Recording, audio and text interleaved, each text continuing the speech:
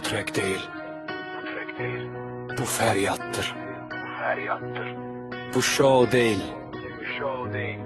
Bu hayattır. Adı Misir Qasımlı, Qarabağ müharibəsinin veteranı. Eşidirsiniz. Güllələrin altından keçdi, gözünü qaçırmadı. Azərbaycanın taleyi həll olunanda dayanmadı. Kabinetlərdə yox, palçıqda, odda azadlıq üçün qan ödəyirdi bu torpaqda. Siz hardaydınız o qan axanda? Qarabağ arxasında yananda. Bugün qəhrəman dəmir barmaqlıqda. Absurddur 4 il yarım, bu ədalətdirmi, bu məhkəmədir? Bu səhv deyil, bu biabırçılıqdır. Əskər unudulanda bu xalq üçün ayıbdır. O nə saray istəyir, nə də adsan, sadəcə insan kimi çıxmaq istəyir buradan. Cənab Prezident bu küçələrin səsidir. Qəhrəman nə vaxta qədər zindanda əyiləcəkdir. Əgər vətən əskəri zülmətdə qalırsa, deş bəs onda biz niyə döyüşürdük sabahlar üçün? Azərbaycan xalqı bu ağrını eşidirsənmi?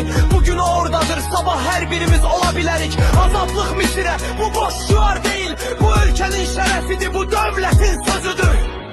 Kiyevsiz o daş divarlar, müharibə qəhrəmanı kölgəyə çevrilib.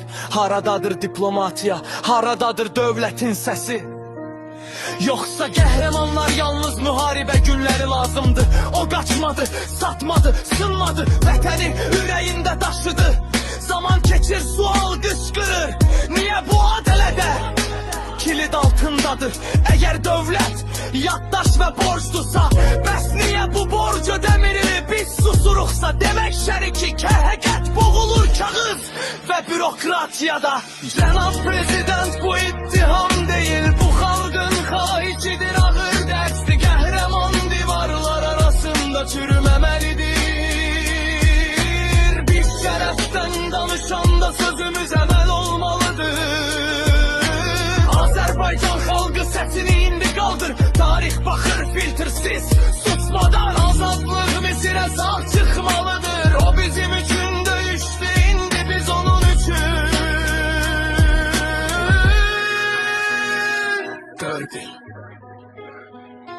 6 ay, bu müddət deyil, bu qırılmış taledir. Bu trek layık üçün değil, söz hatirine